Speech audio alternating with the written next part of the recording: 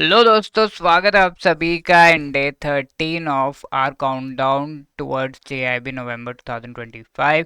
और इस शॉर्ट में हम आई एंड आईएफएस का एक इम्पॉर्टेंट टॉपिक जिससे बार बार एग्जाम में क्वेश्चन आता है, दैट इज नीति आयोग, इसको डिस्कस करने वाले हैं।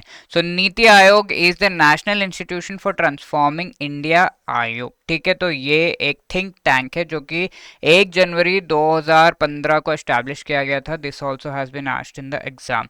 ये एस्टैब्लिश किया गया था to support the planning in India, economic planning को सपोर्ट करने के लिए, in place of the planning commission. इसको रिप्लेस करके 12 5 ईयर प्लान्स आ गए थे, उसके बाद हमने इसको रिप्लेस किया एंड देन नीति आयोग को लेकर आए। It is a policy think tank. What is the meaning of that? Think tank का मतलब है it does not have the rights and powers to implement things but only advice. Advice करेगा, think यानी कि यहाँ पे बहुत सारे एक्सपर्ट्स हैं जो थिंक करेंगे, सोचेंगे and they will come up with some advice to the government कि ये किया जा सकता है एंड गवर्नमेंट अब इम्प्लीमेंट करेगा। What are the functions Niti Aayog के? डेवलप अ शेयर्ड विजन, जहां पर मेनली कोऑर्डिनेशन का इशू आता था between the centre and the state and between different states, तो वो कोऑर्डिनेशन करवा रहा है, which is also called cooperative federalism, जहां पर different units of the government वो साथ में कोऑर्डिनेट करेंगे।